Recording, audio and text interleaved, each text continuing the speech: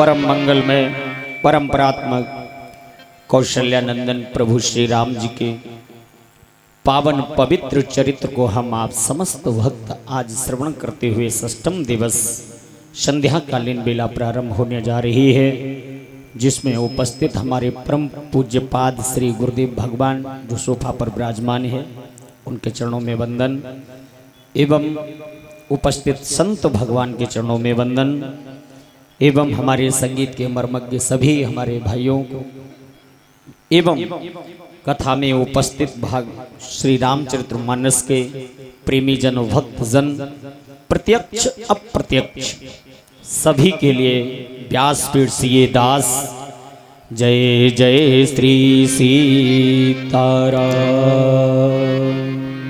प्रेम से बोलो सीताराम भगवान की जय। तो बहन का हमारी कथा आपको अच्छी ना लगी हैं?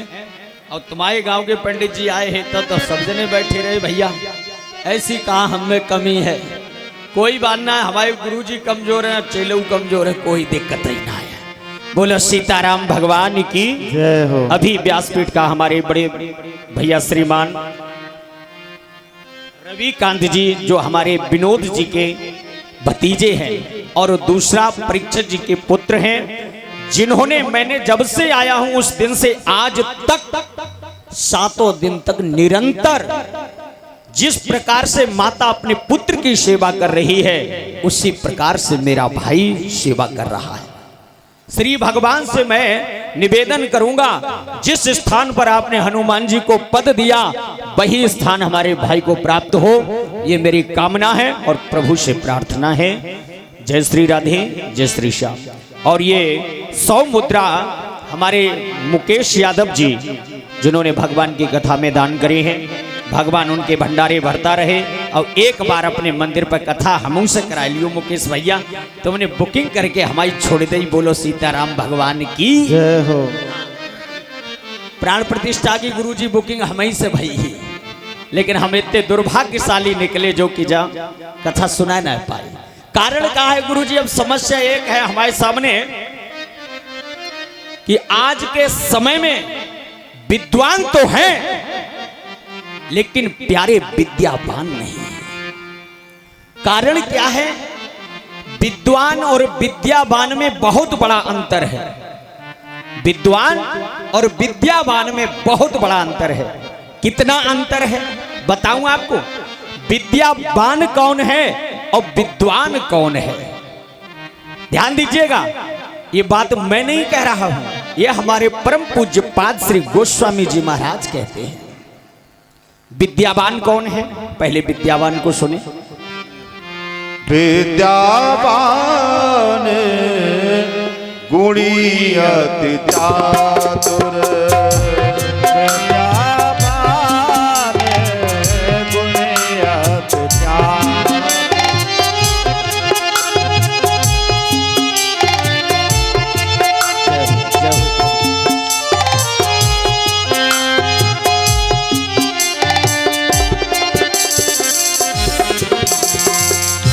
विद्यावान गुणी अति चातुर, राम काज कर देखो आतुर, राम काज कर देखो आतुर।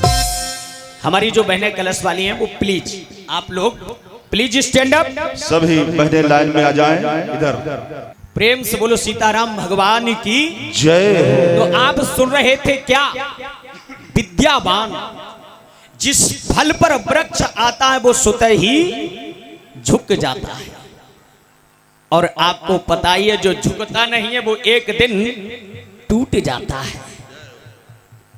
टूटता या नहीं टूटता है? विचार करिए, जिस वृक्ष पर फल लदे होंगे और हल्का भी हवा का झोंका आया, अगर झुका नहीं प्यारे तो वहीं से खंडित हो जाएगा। याद रखना इस बात को। तो हनुमान जी महाराज सारी विद्याओं के इनसे बड़ा कोई विद्वान नहीं है, लेकिन वो अपने लिए क्या है? विद्यावान। कौन है? विद्यावान। अब विद्वान की बारी आई। विद्वान कौन है? एक बार की बात है, क्या हुआ कि जैसे हमारे गुरुजी है ना, ऐसे ये गुरुजी थे और हमारे जैसो चेला, हमारे जैसो चेला। अब हुआ क्या कि गुरुजी हमारे मस्त पड़े रहते, उन्हें कोई तो मतलब ही ना है। हम तो जानते थे, कछु जानते ही तंत ना है। हाँ, अब गुरुजी के आश्रम में टूटी खटिया पे गुरुजी पड़े और चेला पड़े। अबे जो है भोजन बना में प्रसादी पावे, गुरुजी माला लय सीताराम सीताराम सीताराम सीताराम सीताराम निरंतर करते रहे। एक दिन प्यारे क्या हुआ कि एक संत महात्मा आए, जिनके साथ में 2-4 लोग थे, गाड़ी से आए। तो आकर के जैसे ही उस आश्रम में प्रवेश किया गुरुजी वाले में, तो चेला की दृष्टि पड़ी। चेला ने कहा, क्या बात है, ये हमारे गुरुजी से भी श्रेष्ठ है। हाँ, गले में माला पड़ी, बड़े बड़े हैप्पी कट बाल और बढ़िया गाड़ी। चेला ने सोची गुरुजी पर टूटी खटिया है और इन बाबा पे तो बड़ी तगड़ी गाड़ी है, अब तो हम चेला इन्हीं के बनेंगे। अब भैया बात चलती रही। गुरुजी जैसे ही अंदर आए तो शिष्टाचार से गुरुजी ने कहा, बेटा तखत डाल दो, महाराज जी को बिठाओ, सम्मान करो। बिठाया, सम्मान किया। सम्मान करने के बाद थोड़ी देर बाद क्या हुआ, थोड़ी देर बाद श्रीमान विनोद जी ये हुआ कि गुरुजी ने कहा, भोजन प्रसादी तैयार करो, इन्हें खिलाओ। तो चेला ने भोजन प्रसादी तैयार करी, उन्हें प्रसादी दी, प्रसादी ग्रहण करी। और जब प्रसादी ग्रहण होने के बाद रात्रि हो गई महाराज, अब चारपाई पड़ी है गुरुजी की टूटी, उस पर हमारे गुरुदेव भगवान लेटे और तखत पे नए महाराज जी 10-20 माला वाले और बैठे।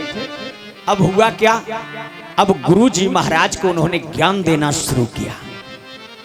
विचार करो, जहां वृद्ध और अपने से उम्र में ज्यादा अगर कोई है, तो हम चाहे कितनी भी डिग्रियां लेकर के आए हो, उसकी एक पटक हमसे नहीं झेलने वाली है। हुआ क्या, अब उन्होंने भागवत जी उठाई। अब 1 मिनट में पूरी भागवत सुनाई डाली। 2 मिनट बाद रामचरितमानस उठाई लई, बहु पूरी सुनाई डाली। थोड़ी देर बाद महाभारत, 6 शास्त्र, 18 पुराण, 108 उपनिषद, सब 1 मिनट में ही सुनाई डाले गुरुदेव भगवान। अब थोड़ी देर बाद तमाकू गिट्टी मुंह में डाली। 2 मिनट बाद जो है चिलम भल लई, 2 मिनट बाद क्रिकेट जोल लई। लेकिन निरंतर पूरी रात अब हमारे गुरुजी तो खटिया पड़े। अब चेला बड़ो प्रसन्न, ऐसो गुरु हमें पहली बार मिलो है, हम तो अब जाई के चेला बनेंगे।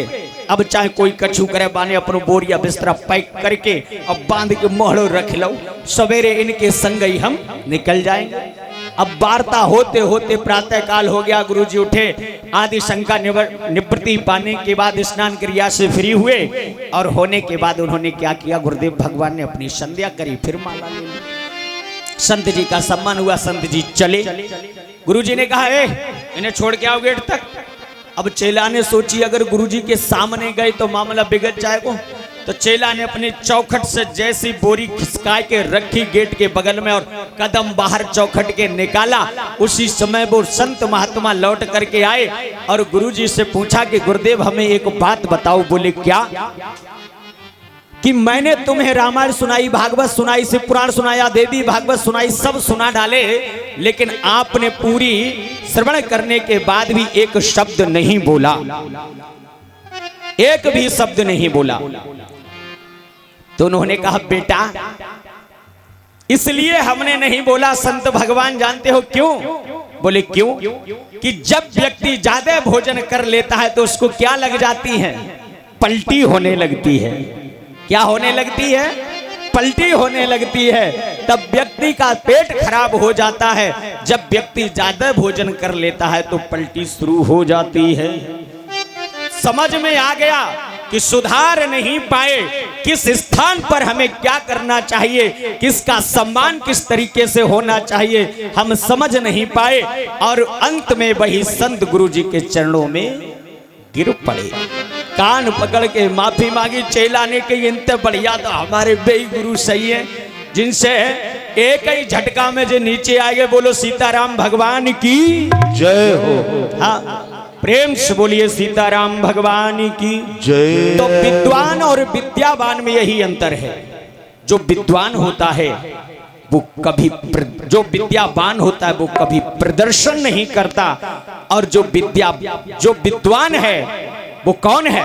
रावण है। वो हर जगह बताता है हम सा पंडित, हम सा योद्धा। अब बाकी तो जानते ही उस त्रिभुवन में नहीं दूसरा है, समझ रहे हो ना? तो आइए प्रेम से बोलिए सीताराम भगवान की। आइए, कल आप लोगों ने भगवान की परम प्राकट्य की कथा श्रवण करी। भगवान का प्राकट्य हुआ, सभी देवता आदि ने स्तुति करी बड़े सुंदर भाव से। तो आइए हम आप सभी मिलकर के 2 लाइन से प्रभु के गुण गणों का गायन करेंगे और फिर भगवान की नामकरण लीला श्रवण करेंगे। भगवान प्रभु श्री राम के नामों में भी बड़ी मरहमता भरी हुई है। जो इन चारों भाइयों के जो नाम रखे हैं उनकी भी बड़ी प्रधानता है। यही नाम क्यों रखे गए, बड़ा सुंदर तरीके से दर्शाया। बड़े भाव के साथ आप सभी भक्त आनंद लीजिएगा।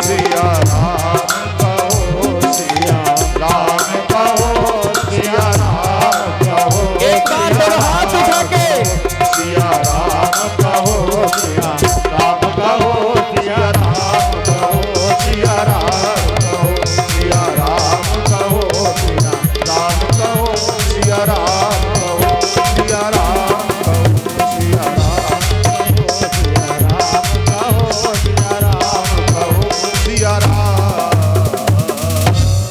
बाबा गोस्वामी जी महाराज कहते हैं, कछुक दिवस बीते यह भांति, जात न जाए दिन और राती।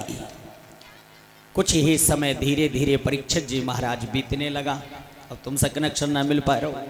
हाँ हाँ, हम तो कूदते ही रात में। बोलो सीताराम भगवान की जय। तो महाराज कुछ दिन ही बीते थे और उसके बाद नामकरण अवसर जानी। जब श्री दशरथ जी महाराज ने सोचा अब कुछ समय हो गया है, 10वें दिन होता ही, एकादशांते तत्राया। बोले महाराज अब तो बहुत बढ़िया बात है, अब हम अपने लाला को नामकरण संस्कार कराए लेवे। तो महाराज श्री दशरथ जी ने भगवान के लिए भूप बुलाया, पठये मुनि ज्ञानी। किसको बुलाया? ज्ञानी मुनि को। और जब महाराज दशरथ ने एक सेवक को भेजा, जाओ वशिष्ठ जी को बुला के लाओ। और जैसे ही वशिष्ठ जी आए, करी पूजा भूपति असभाखा। पहले बुला करके उन्हें बिठाया और उनके चरण कमलों को धुला। हे मुनिराज, आप मेरे बच्चों का नामकरण करिए। तो वशिष्ठ जी महाराज बोले, तुम्हें पता है इस दिन के लिए मैं कितना तड़प रहा था, इस दिन के लिए। बोले क्यों?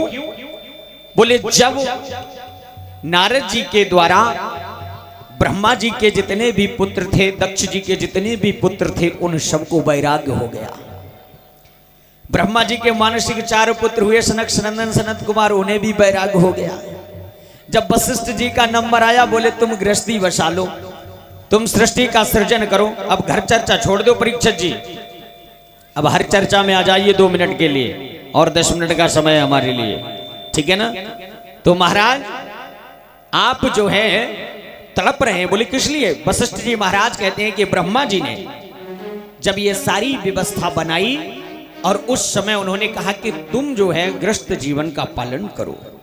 बोले महाराज मैं गृहस्थ जीवन में नहीं जाना चाहता, जब सभी संत बन गए, बैरागी बन गए, तो मैं भी बैरागी बनना पसंद करूंगा। बोले नहीं, मैं तुम्हें एक बात बताता हूं, एक बात को याद में रखना। बोले क्या? बोली बात ये है, जो ये ऋषि मुनि हैं वो क्या करेंगे? तपस्या करेंगे, और तपस्या करके भगवान मिलेंगे या न मिलेंगे इसका कोई भरोसा नहीं है। तुम जो है वशिष्ठ बन करके जाओ और जा करके तुम सूर्य वंश के पुरोहित बनो, और सूर्य वंश में भगवान राम का अवतरण होगा और तुम उनका नामकरण करना। जो ऋषि मुनि तपस्या करके प्रभु को प्राप्त करेंगे प्यारे, और तुम्हारे वो शिष्य बनेंगे, तुम्हें उनका भी नाम रखना पड़ेगा। वशिष्ठ जी बोले बाबा तुम्हें पता है पुरोहित कर्म सबसे खराब है, पुरोहित कर्म अतिशय कर मंदा और वेद पुराण करही सब निंदा, ये सबसे खराब काम है पांडित कर्म, क्योंकि सबसे खराब काम है। सबसे ज्यादा अगर सहन शक्ति दइए तो पंडित जी को ही दइए। पूछो क्यों? मुंह पे ही आदमी गाली दे रहा है, मुंह पे बताऊं। जब विवाह हो या नामकरण करवे का घरे जाओ तो बेका कहता है, अगर कहूं बोल दई पंडित जी ने धोखे में की दक्षिणा रख दियो तो का कहता ले लियो, परेशान काहे कहूं, तुम नाक में दम कर दई पंडित जी। अच्छा कहते हैं कुछ लोग, लेकिन यहाँ केसरपुर वाले नहीं, ये तो हमारी क्षेत्र की बात है। अरे तुम्हें तो पता ही नामकरण कराओ, घर के तो घर की बात है, चिंता क्यों कर रहे हो। और शादी पड़े में जाए तो एक गिलास डाले में, पंडित जी जल्दी करिए जल्दी करिए जल्दी करिए, विचार करो इतना कौन सहन करेगा। तो पंडित जी भीजे से बैठे, ठीक है कर रहे। तो वशिष्ठ जी कहते हैं कि ब्रह्मा जी बाबा ये पांडित कर्म हमसे नहीं हो पाएगा। तो ब्रह्मा जी ने सारी बात बताई कि तुम सूर्यवंश के पुरोहित बनो। उस अवसर के लिए मैं तड़प रहा हूं, एक बार मैं आऊंगा और जब मेरे राम आए तो उन राम का मैं नामकरण करूं और तुम्हारे वो जो है शिष्य बनेंगे, और शिष्य बन करके जो प्रभु के इशारे पर नाच रहा है वशिष्ठ वो तुम्हारे इशारे पर नाचेगा। ऐसी भक्ति आपके अंदर होनी चाहिए कि मेरा गोविंद मेरा प्रभु श्री राम आपके इशारों पर नाचे, जैसे आपके वंश में मैया यशोदा और बाबा नंद के इशारे पर गोविंद नाच रहे हैं। इधर सूर्य वंश में महाराज दशरथ और वशिष्ठ जी के इशारे पर प्रभु नाच रहे हैं। विचार करिएगा, सोचनीय बात है। आज श्री भगवान ने कृपा करी और वशिष्ठ जी इस बात को स्वीकार करते हैं, तो आज वशिष्ठ जी को वो बात याद आ गई। अब जब बात याद आई तो तीनों माताएं बेटा है 4, कितने हैं बेटा, कितने 4, और माताएं कितनी है 3। अब एक एक सबके हाथ में, अब एक किसको दिया जाए। वो महाराज भूपति ने स्वयं अपनी गोद में ले लिया। तो दशरथ जी महाराज की गोद में एक बालक है और सभी बैठ गए, और सब जब बैठ गए तो वशिष्ठ जी महाराज ने कहा इनके नाम अनेक अनुपा, मैं नृप कहत सुमति अनुरूपा। अब हमारी तो इतनी बुद्धि में बैठना रही है, उनकी में तो बैठ गई, लेकिन अब हम इनके नाम का रखें। एक नाम हो तो रखें विष्णु सहस्त्र नाम, गोपाल सहस्त्र नाम, समझ रहे हो ना। इनके तो हजारों नाम है, अब मैं इनका नाम रखूं तो प्यारे क्या रखूं, क्या नाम रखूं। अच्छा एक बात बताओ, ये जो तीनों माताएं लेकर के बैठी हुई हैं ये कौन है जानते हो? रामायण में एक श्लोक आता है, कर्म शक्तिश्च केकय्यो सुमित्राश्च उपासनो तीम कहा, ज्ञान शक्तिश्च कौसल्याम वेद दर्शथो नृपः। हे महाराज, जो माता कौशल्या है वो कौन है, महाराज दशरथ कौन है? विषय समझने का है कि महाराज भगवान राम ऐसे नहीं मिले।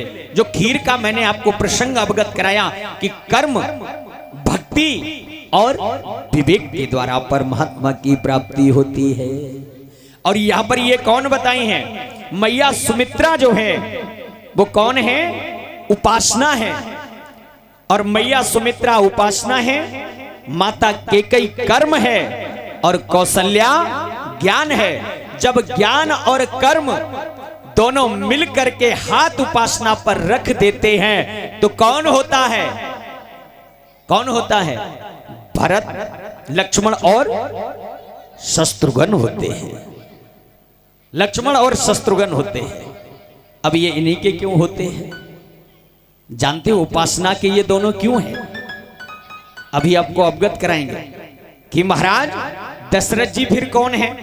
बोले जो वेद है, वेदो दशरथो नृपः।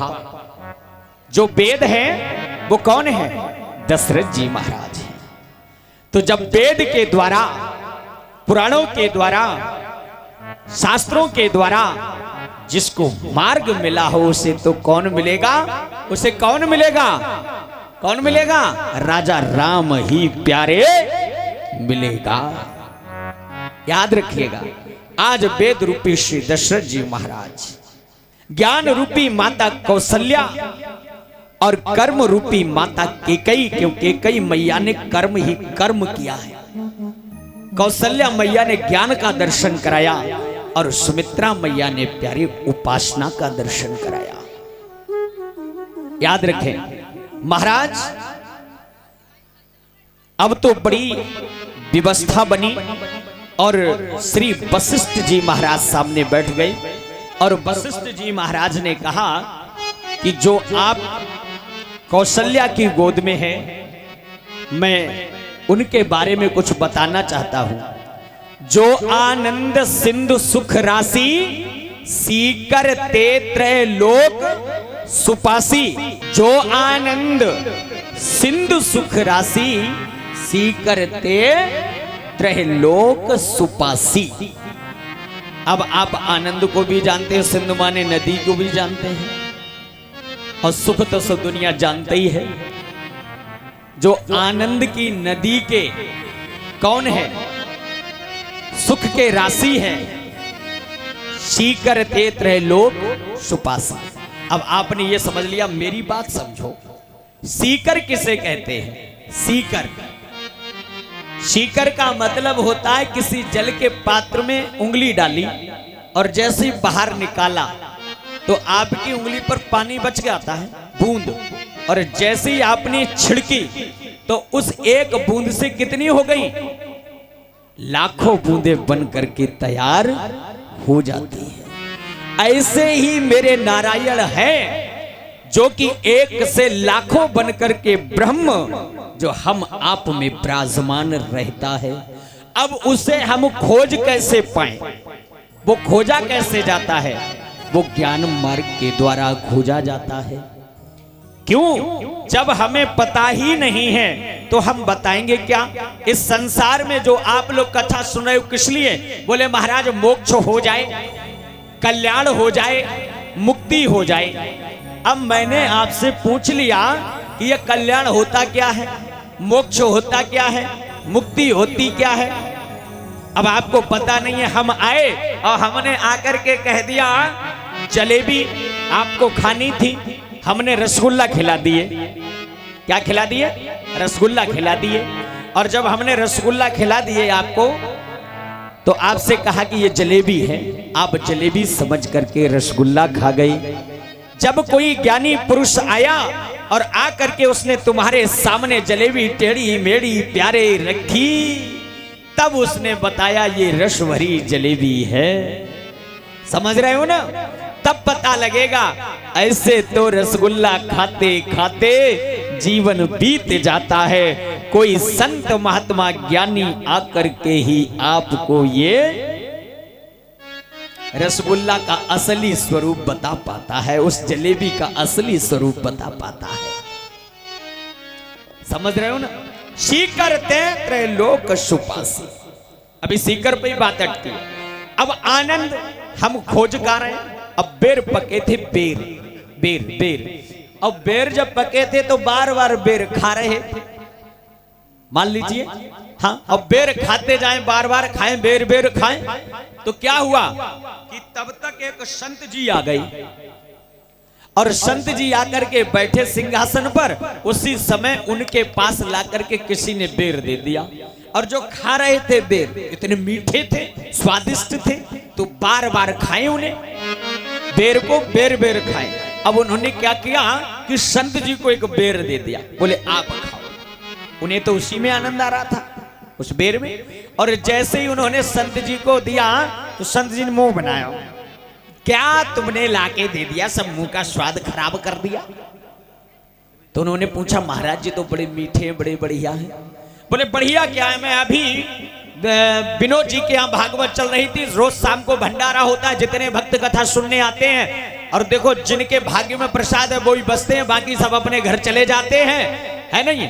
हाँ हाँ, तो उन्होंने रसगुल्लों की दावत करी। हम तो वहां से रसगुल्ला खा के आ रहे थे, इतना स्वादिष्ट था, तुमने बेर खिला के मुंह खराब कर दिया।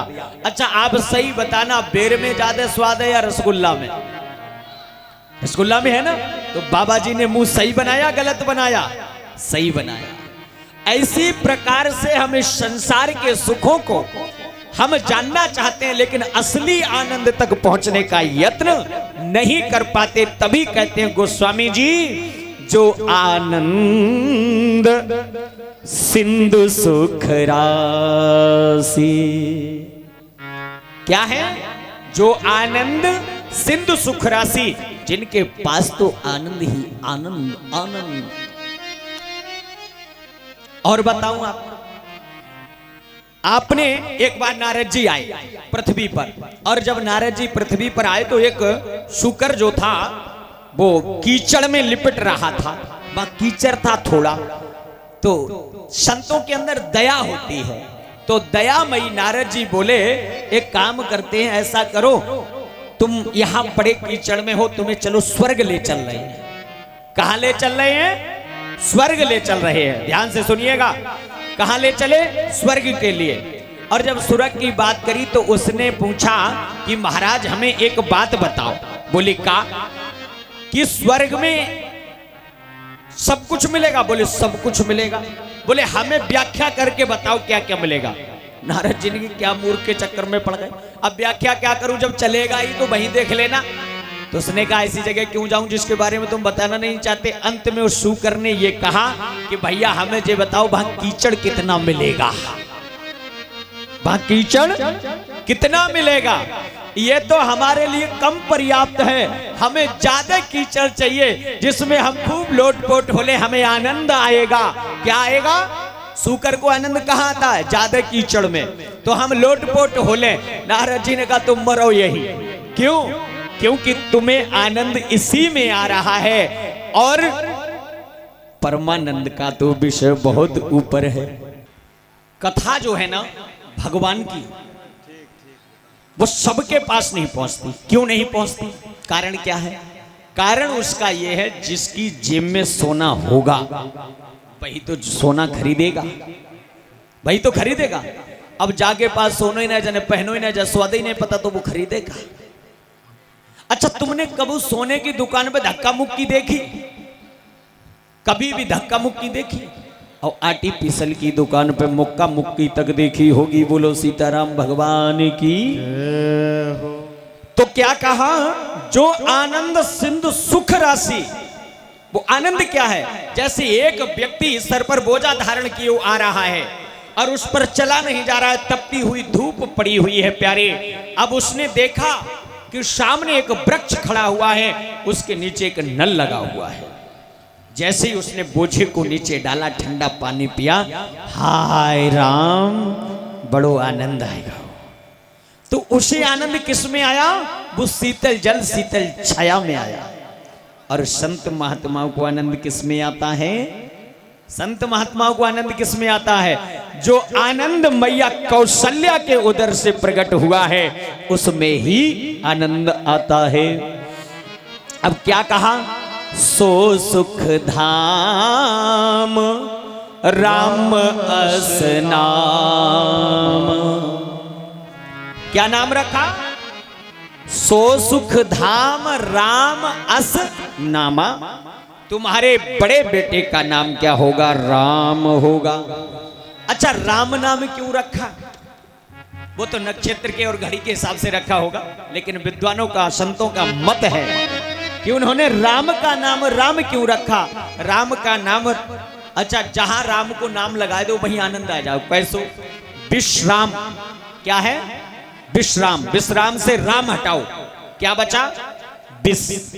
क्या बचा? विष। विष माने विषय। जब आप से राम हट जाएगा तो हम कौन हो गए? विषयी हो गए, विष हो गए। और विष किसी काम का नहीं, केवल मारता है और मरता है। यही होता है ना महाराज। अब दूसरा क्या है? आराम। क्या है? आराम। अच्छा कितनी बढ़िया बात, विश्राम में भी राम और आराम में भी राम। अब इसका थोड़ा समझ लीजिए।